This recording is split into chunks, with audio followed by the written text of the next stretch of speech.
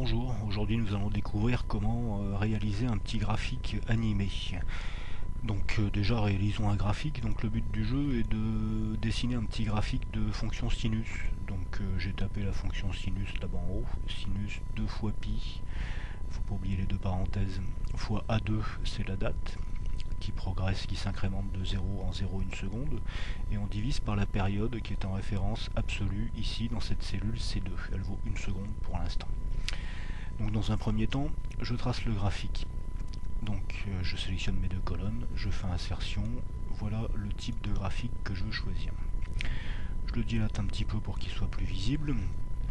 Je vais modifier la valeur maximum de l'axe horizontal, histoire d'occuper la totalité de ma zone de graphique. Et puis on se retrouve donc avec un petit graphe classique dont je peux changer la période en changeant la valeur ici. Je remplace 1 seconde par 2 secondes, ça donne ceci. Bon, rien de très inhabituel finalement.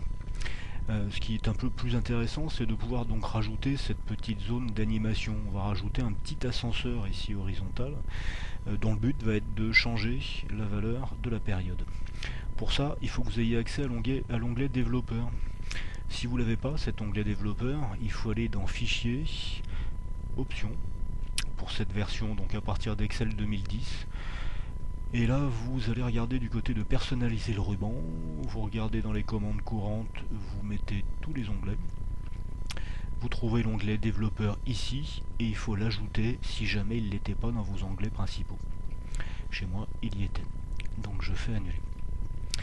Donc une fois l'onglet développeur affiché, vous allez dans Insérer, les petites options de contrôle de formulaire. On va rajouter une zone de défilement. Donc je la dessine ici à la souris, c'est une sorte d'ascenseur. Donc quand les petits points le sélectionnent, je fais un clic droit dessus, format du contrôle.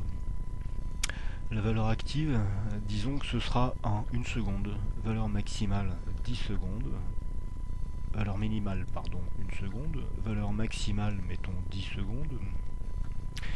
Changement de pas 1, ça c'est quand on cliquera sur les petites flèches de l'ascenseur. Changement de page, disons 2, quand on cliquera sur une zone grise à côté du petit curseur. Le truc important, c'est la cellule liée. La cellule liée, je clique dans la zone de cellule liée et il faut bien cliquer sur C2 pour que ce soit celle-là qui soit modifiée par le petit ascenseur. Je fais OK. Je peux déplacer cette petite zone d'ascenseur ici par exemple. Tant qu'à faire, je clique sur mon titre qui avait été ajouté automatiquement par Excel. Il y a des petits points bleus qui apparaissent. Et puis donc dans la zone de formule, je fais égal à nouveau C2, histoire d'avoir une valeur qui s'affiche et qui montre la modification de la valeur de l'ascenseur. Je valide. Elle affiche 1 pour l'instant, tout est normal aussi. Donc allons-y maintenant, je peux déplacer, agrandir un petit peu éventuellement mon graphique. Et si je clique maintenant sur ma zone de défilement, bah, j'ai tout naturellement la période en secondes qui change affichée ici et ma fonction sinus qui augmente sa période progressivement. C'est donc plus intéressant et facile à visualiser que d'aller modifier à chaque fois la valeur dans la cellule. Voilà, une petite astuce simple.